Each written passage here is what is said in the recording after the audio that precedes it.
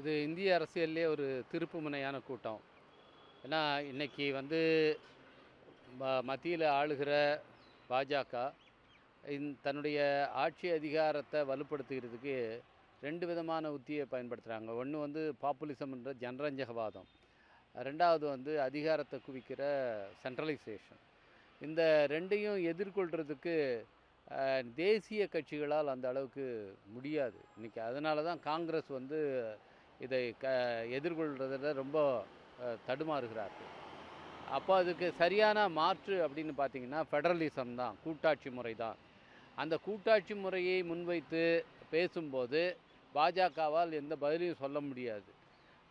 இதை சரியான அந்த உத்தியை இன்னைக்கு தமிழ்நாடு முதலமைச்சர் கையில் எடுத்திருக்கிறார்.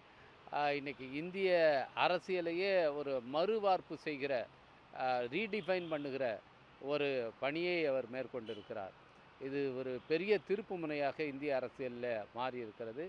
இது வெறும் இந்த கூட்டம் என்பதோடு முடியாது. அடுத்து வருகிற மாநில தேர்தலாக இருந்தாலும் சரி, அடுத்து வரப்போகிற பொது தேர்தலாக இருந்தாலும் சரி, எல்லாவற்றையும் தீர்மானிப்பது இன்றைக்கி தமிழ்நாடு முதலமைச்சர் அவர்கள் முன்னெடுத்திருக்கிற இந்த திட்டங்கள் தான்.